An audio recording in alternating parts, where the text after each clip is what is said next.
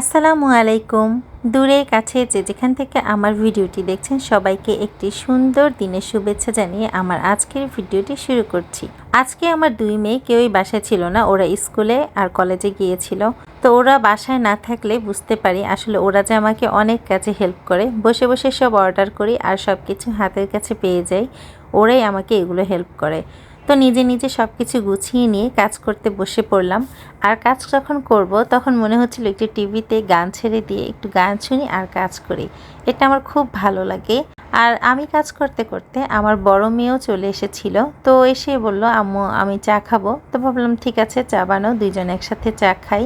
আর চা খেয়ে আজকে আমার রান্নার যে কাটাকাটিগুলো সেগুলো আমি শেষ করে নিয়েছিলাম।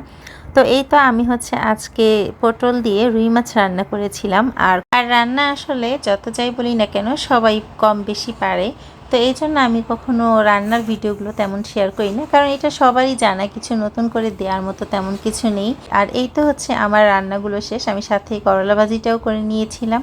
আর এদিকে আমি আমার সবজির খোসাগুলোকে আমি আমার গাছে দিব, সেজন্য আমি এগুলোকে একটু একটা ঝুড়িতে রেখে দিয়েছি। আমার গাছে সবগুলো সবজির খোসা আমি আস্তে আস্তে দিয়ে দেব। এগুলো আসলে পচে গাছে সার হবে, আমি এক্সট্রা কোনো সার ব্যবহার করি না। যেহেতু বারান্দায় গাছে আসলে তেমন ফল আশা করা যায় না, যেহেতু ছোট ছোট টবে সব কিছু, কারণ মাটিতেই গাছ যে সার আর পুষ্টি পায় সেটা বারান্দায় কখনোই হয় না। তো আমি যতটুকু পারি তো এভাবেই যত্ন করি। তো এই আমার গাছের ফুলগুলো, মাশাআল্লাহ প্রায় ফুল হয়। আর এই তো সানজিদা স্কুল থেকে এসে পড়তে বসে গিয়েছে, ওর এইচডাব্লিউগুলো এই টাইমে শেষ করে নেয়।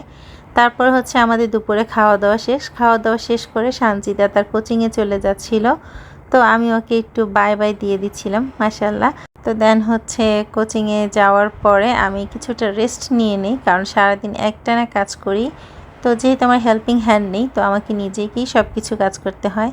আর বিকেলে সানজিদা বাসায় ফেরার পরে ওকে নিয়ে একটু বাড়ির দিকে গিয়েছিলাম।